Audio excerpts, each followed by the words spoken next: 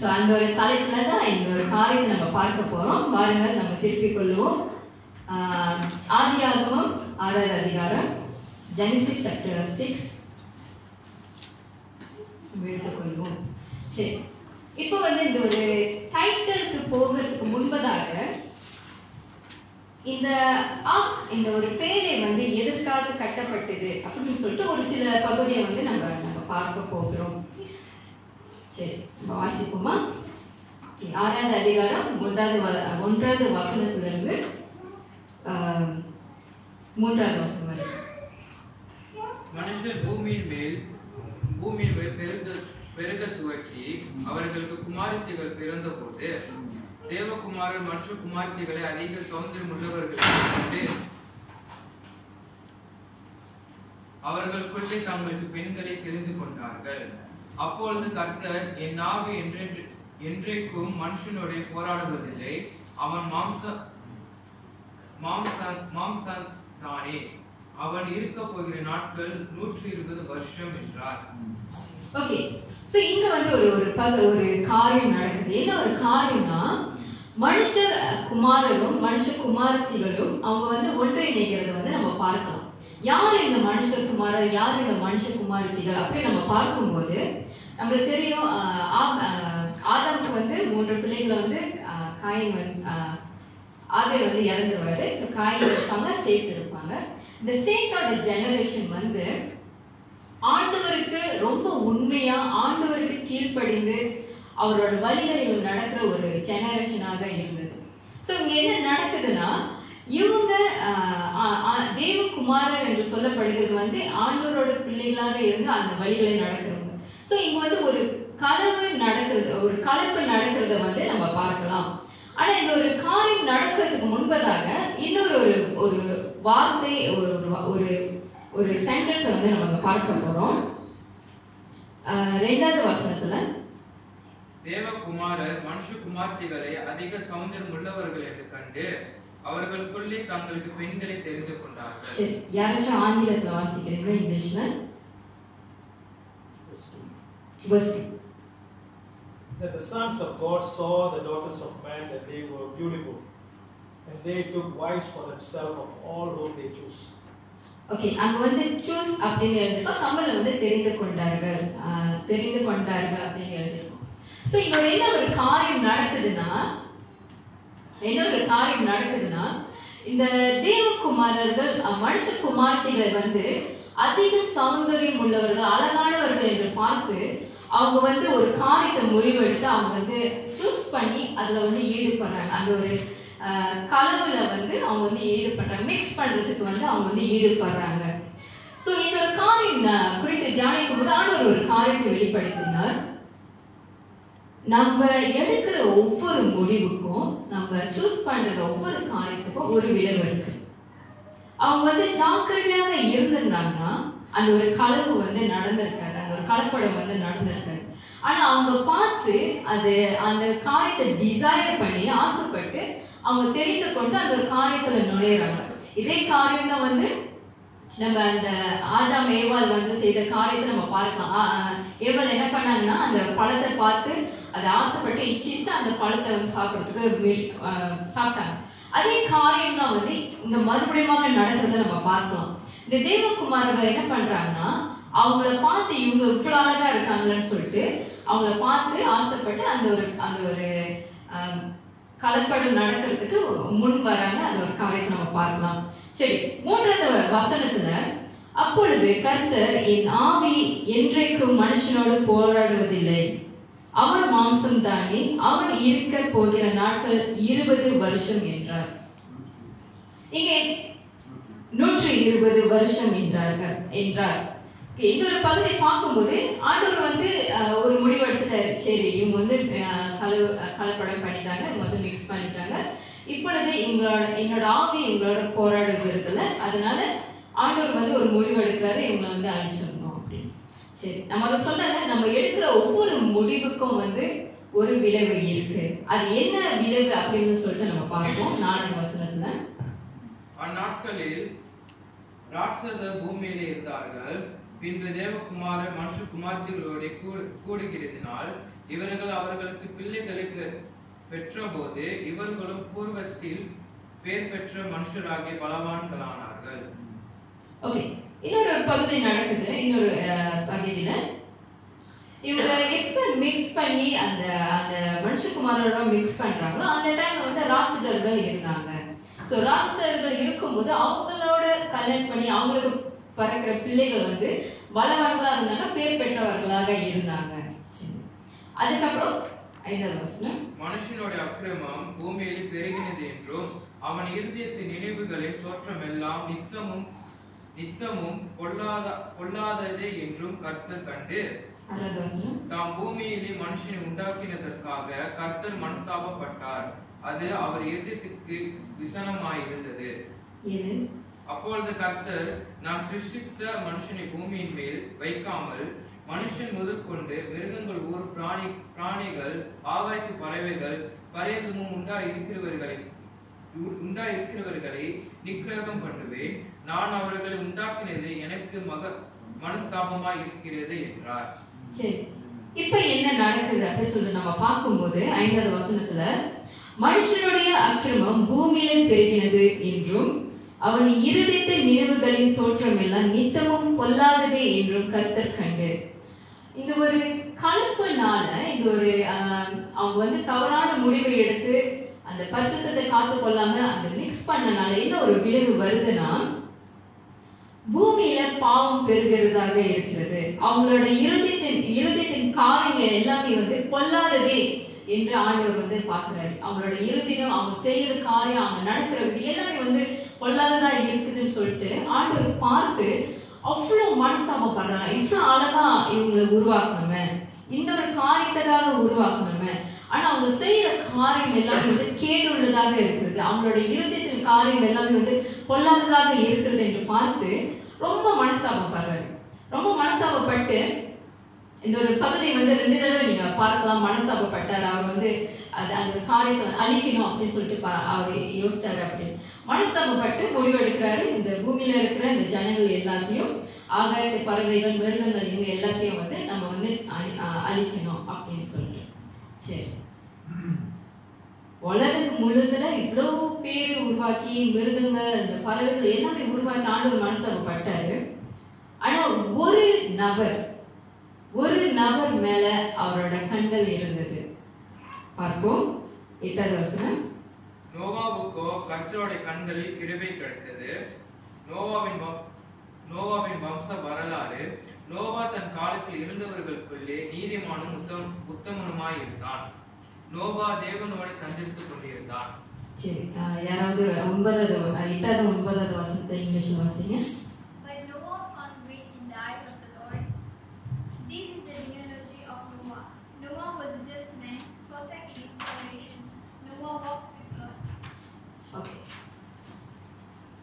இந்த உலகத்துல எல்லாமே வந்து பாவத்துல ஈடுபட்டாங்க. பாவமான சிந்தனை அவங்க இருந்துச்சு, பொல்லாத சிந்தனை இருந்துச்சு.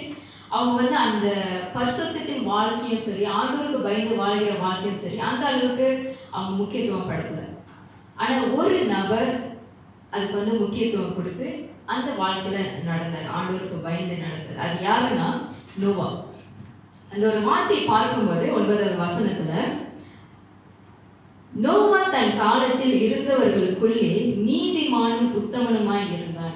அந்த நாட்கள்ல இருந்த எல்லாருமே பார்க்கிலும் நோவா வந்து அவ்வளவு உத்தமனமாக நீதிமானுமாக இருந்தார்.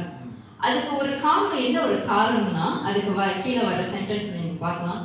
நோவா தேவனோடு சஞ்சரித்து கொண்டிருந்தார். இங்கிலீஷ்ல வாசிங்க அந்த கடைசி லைன் மட்டும். Noah walk with God. அவன் தேவனோடு நடந்தவனாக இருந்தான். சரி, எப்படி நடக்கிறது? நீங்க வாங்க, இங்க நாங்க போங்க. நீங்க 2 பேரும் வந்து இப்போ ஒண்ணா நடக்கணும்.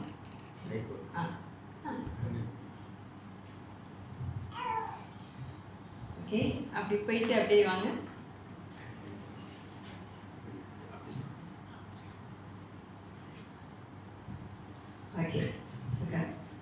நீங்க பாத்தீங்கன்னா 2 பேரும் ஒண்ணா நடக்கிறாங்க. நடக்கக்குள்ள ஒரு காரியம் நீங்க பார்க்கலாம். 2 பேரும் கை கொடுத்துட்டு நடந்தாங்க. ஓகே, வழி நேரவா இருக்குன்னு சொல்லிட்டு ஓகே நேரவா நீங்க முதல் போங்க, பின்னாடி நான் ஃபாலோ பண்ணிட்டு வந்தாங்க. இதுதான் தேவனோட நடக்கிறது. தேவனோட நடக்கிறதுன்னு சொல்லும்போது அவர் எந்த வழியில காமிக்கிறாரோ, அவர் எந்த வழியில போகிறாரோ, அவர் என்ன காரியத்தை செய்யறாரோ அப்படியே ஃபாலோ பண்ணிட்டு வர்றது. இது எப்படிப்பட்ட ஒரு ஸ்லாக்கியமா இருந்துச்சுன்னா, இந்த ஸ்லாக்கியத்தை வந்து நோவா வந்து அறிந்து கொண்டார், நோவா வந்து தெரிந்து கொண்டார். அங்க இருக்கிற மக்கள் பார்க்கிலும் அங்க ஜனங்கள் எப்படியாக அவங்க சூஸ் பண்ணி என்னதான் அழகான ஒரு பெண்ணை வந்து அவங்க கல்யாணம் பண்ணாலும், என்னதான் நீங்க அந்த ஒரு வார்த்தையை பார்க்கும்போது அவங்க ராட்சதரோட அந்த குமாரர் குமார்த்திகள் பெறும்போது அவர்கள் பலவான்களா இருந்தாங்க. அதை பார்க்கல, அவங்க எவ்வளவு அழகா இருக்காங்கன்னு அதை பார்க்கல. ஆனா நோவா வந்து தெரிந்து கொண்டது என்னதுன்னா, நான் ஆண்டவரோட நடப்பேன், ஆண்டவரோட நான் இருப்பேன், அவர் என்ன வழியில நடக்கிறாரோ அந்த வழியில நடப்பேன் அப்படின்னு நோவா தெரிந்து கொண்டார். சோ அதை தெரிந்து கொண்ட நாள்தான் ஆண்டவருடைய தேவனுடைய கண்கள்ல வந்து நோவாக்கு வந்து கிருபை கிடைத்ததாக இருக்கிறது.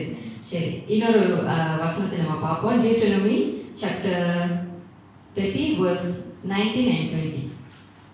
உபாகமம் 30வது அதிகாரம் வசனம் 19 20. நான் ஜீவனையும் மரணத்தையும் ஆசீர்வாதத்தையும் சாபத்தையும் உனக்கு முன் வைத்தேன் என்று உங்கள் மேல் வானத்தையும் பூமியையும் இன்று சாட்சி வைக்கிறேன்.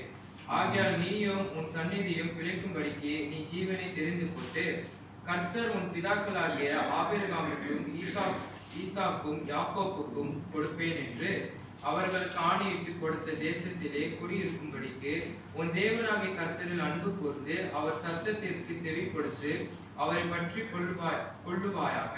அவரே உனக்கு ஜீவனும் தீர்க்காயுசும் மாணவர் என்றார்.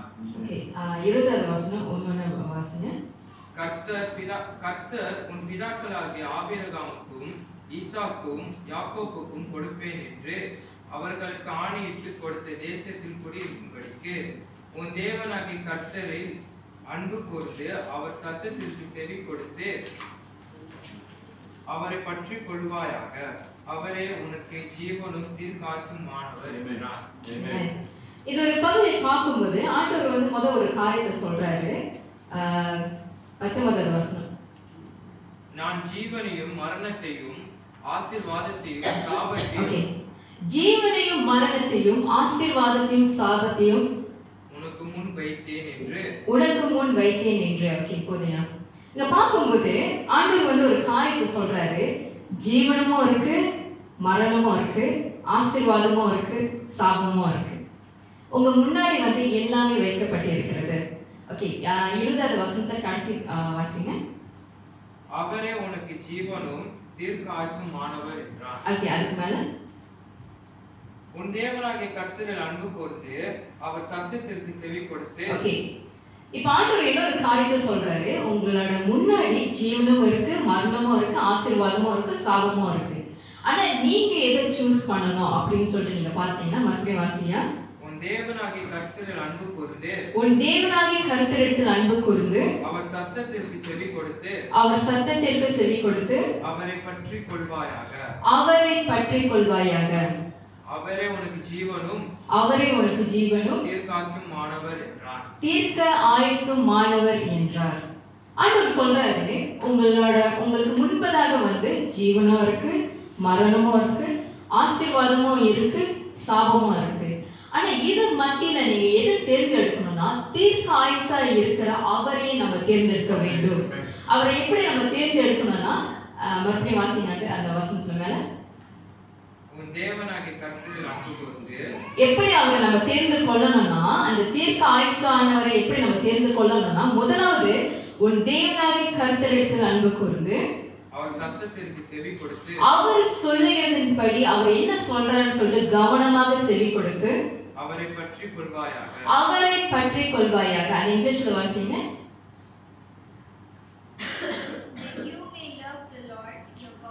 You may love your God. அவரோட வார்த்தைக்கு கீழ்ப்படிந்து ஒபே பண்ணி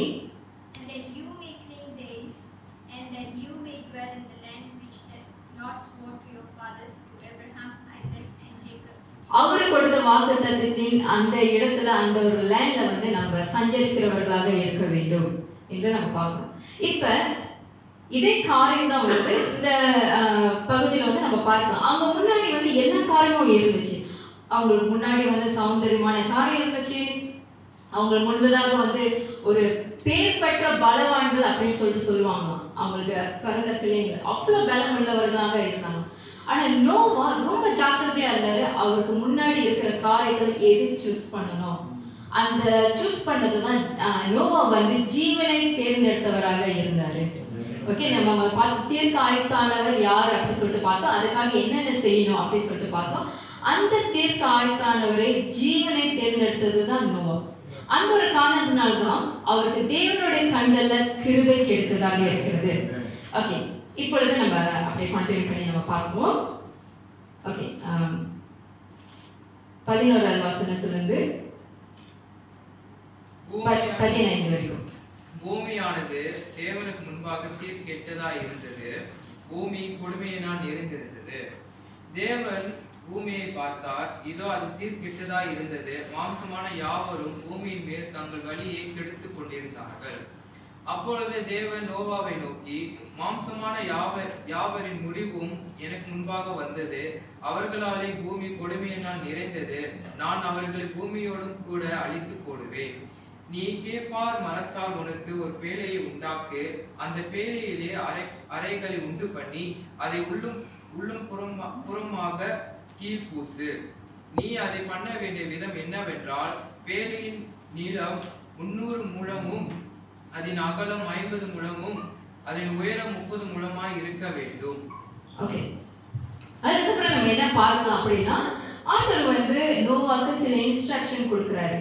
நீ வந்து ஒரு பேழையை கட்டு. நீங்க 11வது வசனத்தை பார்க்கும்போது, பூமியானது தேவனுக்கு முன்பாக சீர்கெட்டதாய் இருந்தது, பூமி கொடுமையினால் நிறைந்தது அப்படின்னு. அந்த பூமியை வந்து சீர்பட்டு கெட்டதாய் இருக்கும்போது, பூமியை வந்து கொடுமையினால் நிறைந்திருக்கும் போது நோவா வந்து ரொம்ப ஜாக்கிரதையா கடவுளோட வார்த்தையில அவரோட வழியில வந்து நடக்கிறவனாக இருந்தான். சரி, அப்படின்னா நோவா மட்டும் தான் நடந்தாரா அப்படின்னு பார்க்கும்போது இல்லை, ஆண்டவரும் நடக்கிறவராக இருக்கிறார். ஓகே, இன்னொரு பகுதி நம்ம பார்ப்போம். Deuteronomy chapter 23 verse 14. உபாகமம் 23வது அதிகாரம் வசனம் 14. உன் தேவனாகிய கர்த்தர் உன்னை ரட்சிக்கவும், உன் சத்துருக்களை உனக்கு ஒப்பு கொடுக்கவும் உன் பாளையத்திற்குள்ளே உலாவிக் கொண்டிருக்கிறார். ஆகையால் அவர் உன்னிடத்தில் அசுசியான காரியத்தை கண்டு உன்னை விட்டு போகாதபடிக்கு உன் பாளையம் சுத்தமாய் இருக்க கடவுது. இதை பார்க்கும்போது ஆண்டவர் வந்து பாளையத்துக்குள்ள வந்து உலாவி கொண்டிருக்கிறார் அப்படின்னு சொல்லிட்டு ஒரு வார்த்தை இருக்கு. அது ஏன் உலாவுறாருன்னா, அந்த ஒரு எனிமி, அவங்களோட எதிரிகளை வந்து நீ முறியடிக்கும், அவர்களை மேற்கொள்ளவும் அவர் வந்து நம்மளோட பாளையத்துல உலாவுகிறவராக இருக்கிறாராம். இந்த ஒரு காரியம் தான் வந்து நம்ம போன வாரம் நம்மளோட டீம்ல வந்து நம்ம பார்த்தோம். நியராக டீம்ல பார்த்தோம், ரிச்சிங் அன்ரீச்சபிள் அப்படின்னு. நம்மளுடைய எல்லைகளை வந்து நம்ம கடக்கணும் அப்படின்னு பார்க்கும்போது ஆண்டவர் வந்து நம்மளுடைய வாழ்க்கையில உலாவுகிறவராக இருக்கிறார். அதே இங்கிலீஷ்ல வாசிங்க, அதே வசனம். For the Lord your God walks in the midst of your camp to deliver you and give your enemies over to you. Therefore your camp shall be holy, that he may see no unclean thing among you and turn away from you.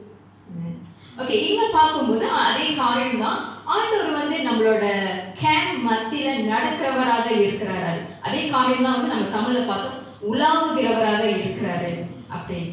எதுக்கு அவரோட நம்ம வாழ்க்கையில நம்மளோட மத்தியில நம்மளோட கேம்ப்ல வந்து உலாவுறாருன்னா, நம்மளுடைய பலவீனங்களை நம்மளுடைய எதிரிகளை மேற்கொள்வதற்கும் அவர் நம்மளை பலப்படுத்த வல்லவராக இருக்கிறாரு. நம்மளுக்கு தெரியும், கடைசி பார்க்கும்போது வெற்றி வந்து அவர்கிட்ட தான் வரப்போகுது. ஓகே, அவர் வந்து நம்மளோட வாழ்க்கையில உலாவுகிறவராக இருக்கிறாரு, நம்மளுடைய காரியங்களை உலாவுகிறவராக இருக்கிறாரு.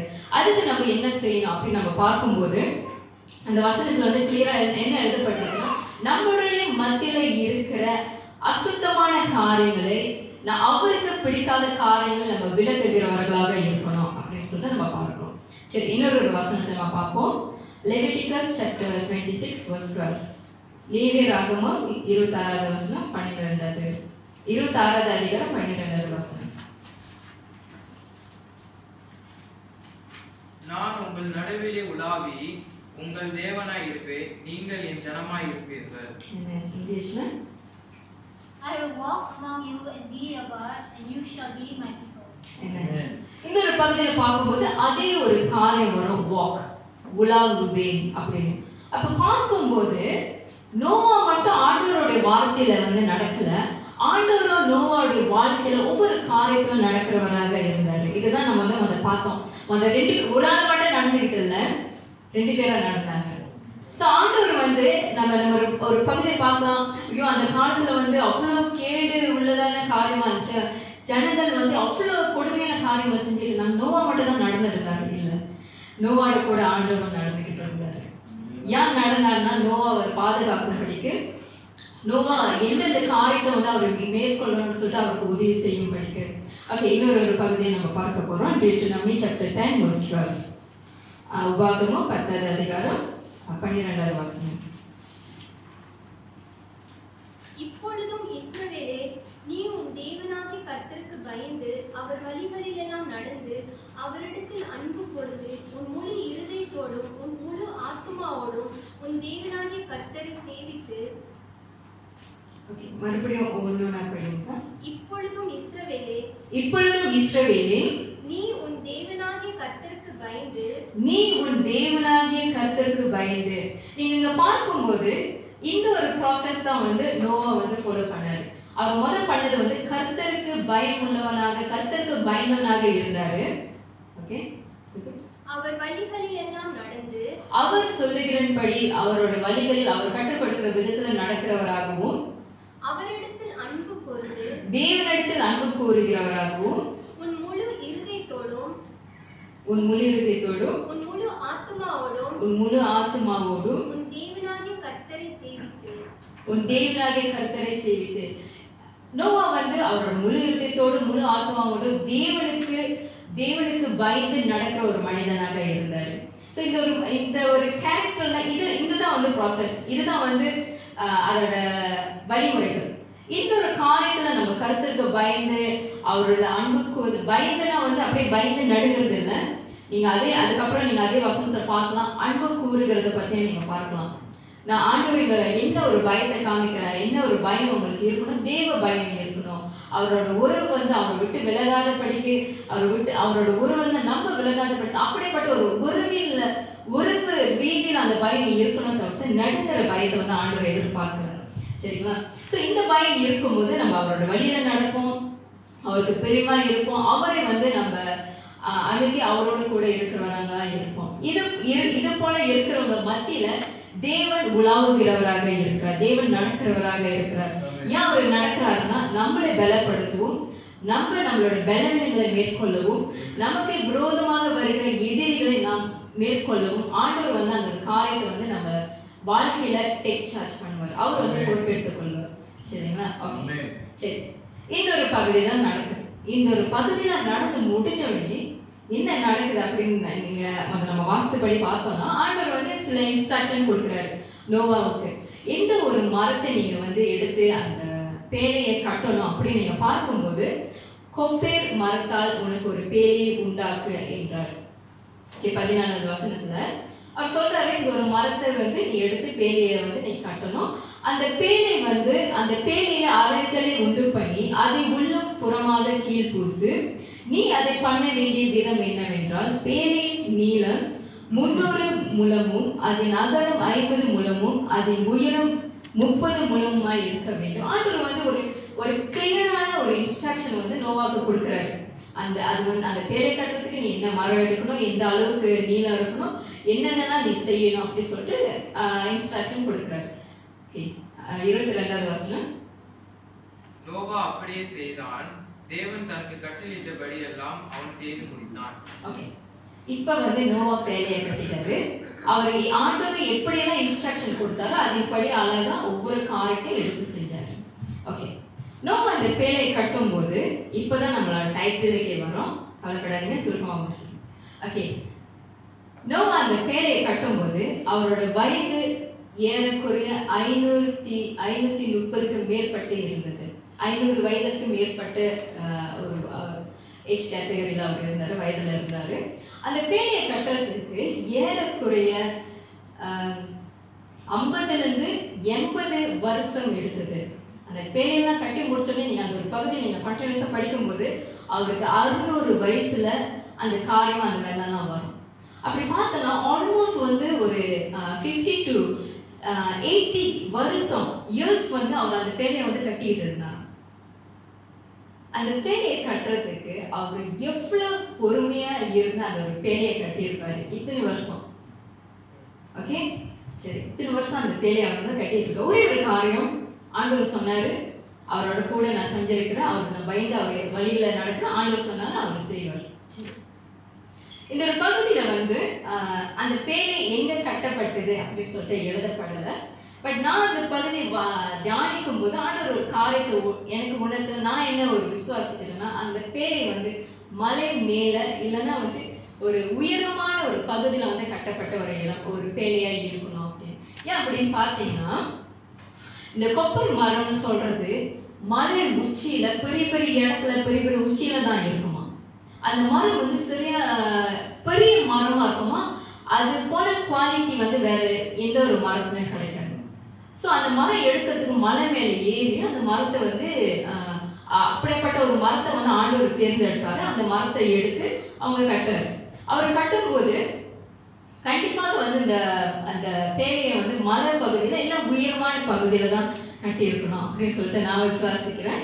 சரி, இந்த பேழையை கட்டி முடிக்கிறார். இப்பதான் நம்ம டைட்டிலுக்கு வர போறோம். சரி, பில்ட சொல்லும் போது என்னத்தை பில்ட் பண்ணணும், கட்டுவதுன்னு சொல்லும் போது நம்மளோட தலைப்பின் படி build the ark on the mountain அப்படின்னு நம்ம பார்க்கும்போது பேழையை மலையின் மேல் கட்டுவது அப்படின்னு பார்க்கும்போது எதை நம்ம பில்ட் பண்ண போறோம் அப்படி சொல்லிட்டு நம்ம பார்த்தோம்னா, ஆண்டவர் எந்த ஒரு விதத்துல எந்த ஒரு காரியத்தை சொல்றாரோ அதன்படி நம்ம வந்து கட்டுகிறவர்களாக இருக்கணும். நோவாக்கு ஆண்டவர் சொன்னாரு, நீ வந்து ஒரு பேழையை கட்டணும், இப்படிலாம் கட்டணும், இந்த ஒரு ரீதியில கட்டணும், இந்த ஒரு மரத்தை எடுக்கணும் அப்படின்னு. நோவா இல்ல ஆண்டவரே, இதுதான் எனக்கு கிட்ட இருக்கு, நான் இந்த மரத்துல எடுத்து கட்டலாம்னு கட்டல. அவர் என்ன சொன்னாரோ அது எவ்வளவு நாள் எடுத்தாலும் பொறுமையா அந்த காரியத்தை வந்து செய்து கொண்டு இருக்கிறவராக இருந்தார். ஸோ நாமும் கூட ஆண்டவர் வந்து நம்மளுக்கு ஒரு காரியம் ஒரு இன்ஸ்ட்ரக்ஷன் கொடுக்குறாரு, இந்த ஒரு காரியம் செய்யும் சொல்லும் போது நாம அந்த அளவுக்கு ஜாக்கிரதையாக இருக்க வேண்டும். அவர் என்ன இன்ஸ்ட்ரக்ஷன் கொடுத்தாரு, அவரு அந்த பேழையை எப்படி கட்டணும்னு சொல்றாரு, அதன்படி கட்டுகிறவர்களாக இருக்க வேண்டும். சரிங்களா? ஓகே, இன்னொரு பகுதி. ஓகே, அந்த பேழைன்னு சொல்லும்போது அது என்னது, பேழைன்னா வந்து என்னது அப்படி நம்ம பார்க்கும்போது, பேழைன்னு சொல்லும்போது ஆண்டவர் அவரோட சித்தம் எது, அவர் என்ன செய்ய போறாரு, அவரோட சித்தத்தை செய்கிறது தான் நம்மளோட வேலை. ஓகே, அப்போ வந்து அந்த ஒரு பேழை வந்து ஆண்டவரோட சித்தம், அந்த அது பேழை வந்து ஆண்டவரோட சித்தம், ஆண்டவர் செய்ய போறாரு, அவர் முடிவெடுத்தது. அது கட்டுக்கிறதுக்கு வந்து நம்ம தேவைப்படுவோம். நம்ம ஆண்டவர் நம்ம கிட்ட அந்த பொறுப்பை கொடுக்கிறவராக இருக்கிறாரு. அவர் நம்ம கிட்ட அந்த பொறுப்பை கொடுக்கும்போது நம்ம அவர் எப்படி சொல்லுகிறாரோ அதன்படி கட்டுகிறவர்களாக இருக்க வேண்டும். மூணாவது, ஏன் மலை மேல கட்டினாரு, ஏன் வேற இடத்துல கட்டல? நார்மலா நீங்க பாத்தீங்கன்னா கப்பல்லாம் எங்க இருக்கும், கடல் தண்ணியில இருக்கும், கடல் பகுதியில இருக்கும், கடல் ஓரத்துல இருக்கும், இல்லை ஆறு ஓரத்துல இருக்கும். அவரு அந்த பேரைய மலை மேல கட்டும் போது எத்தனை பேர் இத்தனை வருஷத்துல பார்த்து சிரிச்சிருப்பாங்க. இந்த மலை மேல கட்டிட்டு இருக்காரு, இங்க தானே கப்ப சரி, ஏதோ ஒரு விதத்துல நீங்க வெள்ளம் வரும்னு சொல்றீங்க, நாங்க நம்பல, ஏதாச்சும் காரியம் நடக்க சொல்றீங்க நம்பல, அதே பேரையை போய் மலை மேல கட்டிட்டு இருக்கீங்க, எத்தனை பேரு அந்த காரியத்தை பார்த்து சிரிச்சிருப்பாங்க. ஆனா நோவாவோட காரியம் வித்தியாசமாக இருந்தது. ஏன்னா அந்த கப்பையை வந்து அந்த ஒரு பேரையை வந்து யாரும் ஓட்ட போகிறதில்ல, ஆண்டவர் அது வழி நடத்த போகிறார் என்று. ஓகேவா? நீங்க பார்க்கும்போது ஓகே, ஆதியாகமம் 7வது வசனம், 7வது அதிகாரம் 17வது வசனம். Genesis chapter 7 verse 19. ஜலப்பிரளயம் 40 நாள் பூமியின் மேல் உண்டான போது ஜலம் பெருகி பேழையை கிளம்ப பண்ணிட்டு அது பூமிக்கு மேல் மிதந்தது. ஓகே, நீங்க பார்க்கும்போது ஆண்டவர் என்ன மாதிரி இன்ஸ்ட்ரக்ஷன் கொடுத்தாரோ அதுபடிதான் நோவா வந்து ஃபாலோ பண்ணாரு. கடைசியா பார்த்தோம்னா நோவா எந்த ஒரு காரியத்தை செஞ்சாரோ அதுக்கு ஏற்ற மாதிரி தான் காரியங்கள் நடந்தது. யாருமே அந்த கப்பையை வந்து தள்ளி கடலுக்கு எடுத்துட்டு போல, யாருமே அந்த கப்பையை ஓட்டணும்னு சொல்லிட்டு எந்த ஒரு காரியமும் எடுக்கல. மழை பெஞ்சு அந்த 40 நாள் மழை பெஞ்சு அந்த தண்ணி வந்து நிறைய ஆகும்போது அந்த பேலையே வந்து கிளம்ப ஆரம்பிச்சுட்டாங்க, கிளம்பிட்டு அந்த அந்த அந்த தண்ணி தான் வந்து அந்த பேலையை வந்து கிளம்ப பண்ணினது அப்படின்னு சொல்லிட்டு எழுதப்பட்டிருக்கு. ஸோ நம்ம செய்யற காரியம் ஆண்டவரே அவரோட கட்டுறதுக்கு, அவரோட வில், அவரோட சித்தத்தை செய்யறதுக்கு நம்ம கிட்ட கட்டுறதுக்கு சில பொறுப்புகளை கொடுக்கலாம். நம்ம அதன்படி நம்ம செய்யும் போது, அதை நம்ம ஃபாலோ பண்ணும்போது வெளியே இருக்கிறவங்களுக்கு, பார்க்குறவங்களுக்கு அது வந்து ஒரு இன்னது இது பைத்தியம் மாதிரி ஒரு காரியமா இருக்கு, இன்னும் ஒரு காரியம் இவங்க இப்படி செஞ்சுட்டு இருக்காங்க, யோசிக்காம செய்யலாம், எல்லாம் லாஜிக்கே இல்லை அப்படின்னு நம்ம யோசிக்கலாம். ஆனா எப்ப நம்ம அவருக்கு பயந்து அவரோட உறவுல இருந்து அவர் சொல்லுகிற விதமாக நம்ம செய்யும் போது நம்ம எதை குறித்தோம், அந்த லாஜிக் குறித்த நம்ம கவலைப்பட வேண்டாம். ஏன்னா நடத்துகிறவர் அவராக. அந்த மலை மேல கட்டும் போது அவர் என்னெல்லாம் யோசிச்சிருப்பாங்க, மற்றவங்க என்ன சொல்லியிருப்பாங்க, நிறைய காரியங்களை கேள்விப்பட்டிருப்பாங்க. இத்தனை வயசாச்சு, கண்டிப்பா அவருக்கு வந்து ஏதாச்சும் ஞானமா ஆயிருப்பாரு, அதனாலதான் மலை மேல கட்டிட்டு இருக்காரு, எஃபர்ட் போட்டு 60 வருஷம் 70 வருஷம் அப்படிலாம் யோசிச்சிருக்கலாம். ஆனா காரியம் நடக்கும் போது, நேரம் கை கூடி வரும்போது அந்த அந்த பேலை கிளம்பினதாக இருக்கிறது. ஓகேவா? சரி,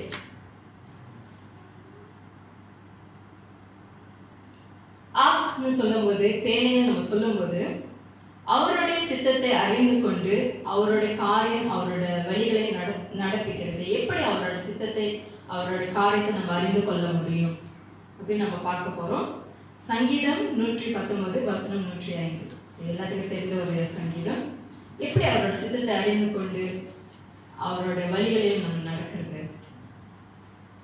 தீவினை பின்பற்றுகிறவர்கள் சமீபிக்கிறார்கள். சங்கீதம் 119 வசனம் 105.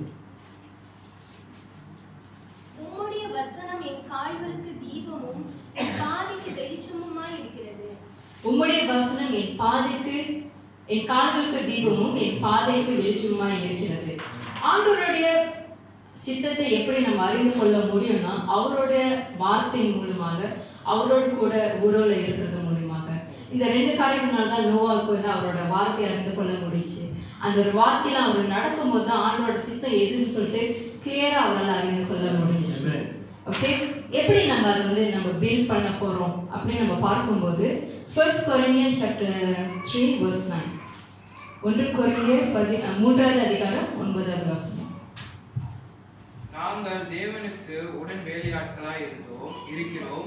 நீங்கள் தேவனுடைய பண்ணையும் தேவனுடைய மாளிகையுமாய் இருக்கிறீர்கள். நாங்கள் தேவனுக்கு உடன் வேலையாட்களாய் இருக்கிறோம். நம்ம ஒரு காரியத்தை நம்ம பில்ட் பண்றதுக்கு, ஆண்டோட சமூகத்துல அவரோட ராஜ்யத்துல ஒரு காரியத்தை கட்டுகிறதுக்கு அவரோட வேலையாட்களாக இருக்க வேண்டும். நம்ம சொந்த வேலையாட்களாக இருக்க முடியாது. நான் தான் வந்து பிளான் போடுவேன், நான் தான் இதெல்லாம் இது செய்வேன் அப்படின்னு சொல்லிட்டு நம்ம இருக்க முடியாது. அவரோட வேலையாட்களா இருக்கும்போது அதுக்கு என்ன ஒரு அர்த்தம்னா, அவர் என்ன சொல்லுகிறார் அதுக்கு வந்து கீழ்ப்படிந்து அதை பெற்றுக்கொண்டு அதன்படி நடக்கிறவர்களாக இருக்க வேண்டும். கடைசி வரைக்கும் நம்ம வேலையாட்கள் தான். வேலையாட்கள் சொல்லும்போது தாழ்ந்து ரீதியில நான் சொல்ல வரல. வேலையாட்கள் தான் எஜமான் என்ன சொல்றாரோ அதுக்கு கீழ்ப்படிந்து செய்கிறவர்களாக இருக்கிறவர்களாக இருக்க வேண்டும். ஓகே, 3வது பார்க்கும்போது மவுண்டன், மலை. Proverbs chapter 3 verse 5 and 6. நீதிமொழிகள் 3வது அதிகாரம் வசனம் 5-6. உன் சுய புத்தியின் மேல் சாயாமல் உன் முழு இருதயத்தோடும் கர்த்தரில் நம்பிக்கையாய் இருந்து உன் வழிகளிலெல்லாம் அவரை நினைத்துக்கொள், அப்பொழுது அவர் உன் பாதைகளை செவ்வைப்படுத்துவார். ஆமென். நம்ம அதை சொன்னல, மலை மேல கட்டும் போது நம்ம ஆண்டவர் சொல்லுகிறதுபடி செய்யும் போது அது லாஜிக் இல்லாம இருக்கும், அது வித்தியாசமாக இருக்கும். ஆண்டவர் இந்த ஒரு வார்த்தை தான் கொடுக்குறாரு. நம்ம யோசிக்கிறது படி இல்லாத, நம்மளோட தாட்ஸ் படி, நம்மளோட சொந்த சுயத்தின் வழிகளின் படி செய்யாம அவரை சார்ந்து இருக்கிறவர்களாக இருக்க வேண்டும். அவரோட வேலை செய்யறதுக்கு நம்ம சொந்த தாட்ஸ்ல செய்ய முடியாது, நம்ம சொந்த வழிகள்ல வந்து நம்மளால செய்ய முடியாது. அவரை சார்ந்திருக்கும் போது மட்டுமே அந்த காரியத்தை சரியாக செய்து முடிக்க முடியும். ஸோ இந்த ஒரு பகுதி உங்களுக்கு ஆசீர்வாதமாக இருந்திருக்கும் என்று நான் விசுவாசிக்கிறேன். கடைசி ஒரு டைம் சொல்லி முடிச்சிடுறேன். ஆண்டவர் வந்து அந்த பேரைக்குள்ள நோவாவும் அவங்க குடும்பமும் இருக்கும்போது ஆண்டவர் எங்க இருந்தாரு? ஆண்டவரோட நடந்தாரு, ஆண்டவர் சொல்றதெல்லாம் செஞ்சாரு. 70 வருஷத்துக்கிட்ட அந்த பேரையை கட்டாரு கஷ்டப்பட்டு. அந்த கட்டையெல்லாம் எப்படிதான் வெட்டி எப்படிதான் தூக்கி போயிருப்பாருன்னு தெரியல. அவர் அந்த கட்டி முடிக்கிற கட்டத்துல, அந்த பேரைக்குள்ள போற கட்டத்துல அவங்க பிள்ளைங்களுக்கு 3 பிள்ளைங்களுக்கு கல்யாணம் பண்ணி ஒய்ஃபே இருக்காங்க. அப்ப அவர் ஆரம்பிக்கக்குள்ள அவங்க பிள்ளைங்க இருந்தாங்களா இல்லையான்னு தெரியல. ஸோ இந்த காலகட்டத்துல அவர் எப்படிலாம் கட்டியிருப்பாரு. ஆனா அந்த பிள்ளைக்குள்ள ஆண்டவர் இருந்தாரா, நடந்துகிட்டு இருந்தாரா ஆண்டவரோட கூட, பயபக்தியா இருந்தாரா நோவா, ஆண்டவர் எங்க இருந்தாரு அப்படி பார்க்கும்போது ஜெனசிஸ் சாப்டர் 7 verse 1, ஆதியாகமம் 7ஆம் அதிகாரம் வசனம் 3. கர்த்தர் நோவாவை நோக்கி, நீயும் உன் வீட்டார் அனைவரும் பேழைக்குள் பிரவேசியுங்கள், இந்த சந்நிதியில் உன்னை எனக்கு முன்பாக நீதிமானாக கண்டேன். ஓகே, இங்கிலீஷ்ல வாசிங்க. Then the Lord said to Noah, Come into the ark, you and all your household, because I have seen that you are righteous before me in this generation. அந்த ஒரு வேர்டை வந்து ஹைலைட் பண்ணிக்கோங்க, கம் இன். ஆண்டவர் எங்கேயோ இல்லை, ஆண்டவர் வந்து வேற இடத்துல எங்கேயோ இல்லை, ஆண்டவர் அந்த பேரை வச்சுக்கிறாரு. அதனால சொல்றாரு உங்களுக்கு வா. நம்ம வந்து நம்ம நினைச்சுக்கலாம், ஐயோ ஆண்டவரோட நடந்தேன், ஆண்டவர் எங்க போயிட்டாரு, கைவிட்டு போயிட்டாரா, இல்லை ஆண்டவர் மறந்துட்டாரா இங்க அப்படின்னு. ஒரு ஆளை நம்ம உழுக்கு கூப்பிடணும்னா உழுக்கு வாங்க அப்படின்னு கூப்பிடணும்னா நம்ம உழுக்கு இருக்கணும்.